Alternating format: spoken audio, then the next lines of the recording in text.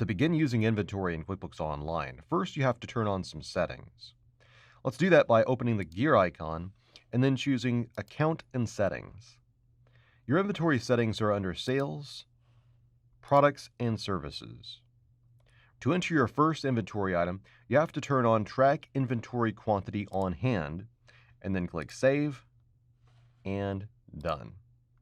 QuickBooks Online stores all of the information about the products and services you sell under Sales, Products, and Services. To set up a new inventory item, click on New, and then select the Inventory Type item. Craig's Design and Landscaping has decided to start selling lawnmowers. Here you can enter a SKU for the inventory item you're setting up.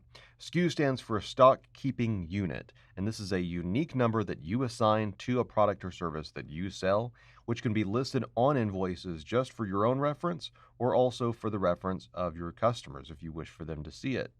Over here towards the right, you can click the pencil button to upload a picture of your inventory and then click Open. In the initial quantity on hand, QuickBooks wants to know how much of this inventory product you have in stock right now. We don't have any lawnmowers at the moment, so we'll enter 0, and then in the as of date, we'll enter today's date. The reorder point is the lowest number of an inventory item that you want to have on hand. When we enter 10 in this field, that means that QuickBooks will warn us when we reach an inventory level of 10 lawnmowers. Here we assign the various accounts and descriptions for the inventory item. First is the inventory asset account. This is an account set up by QuickBooks on your chart of accounts to summarize all of the value that you currently have in your inventory assets. Sales information is what the customer is eventually going to see when you enter your inventory product on sales forms. Sales price rate is what you charge your customers when you're selling the inventory item. And the income account is the account that QuickBooks uses on the profit and loss statement to summarize your sales of this inventory product. You can also mark your inventory as being taxable if you collect sales tax right here, along with the sales tax category and the type of item you sell. There's also a section here for purchasing information.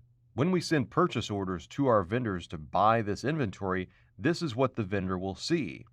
Usually you'll want to use a model number that the vendor will recognize, or if you know the vendor's SKU for this particular inventory item, you can use that. And then in the cost field, you enter the price that you normally pay for this inventory item. Finally, you assign a cost of goods sold account, which summarizes the cost of this inventory after you sell it on your profit and loss statement. Now click Save and Close. And here's the new inventory item that we just set up, along with all the information about that inventory item. If any information ever changes about this inventory item, you can click Edit, and you can also perform any of these actions as well. Inventory allows you to track the quantity on hand for the products you sell.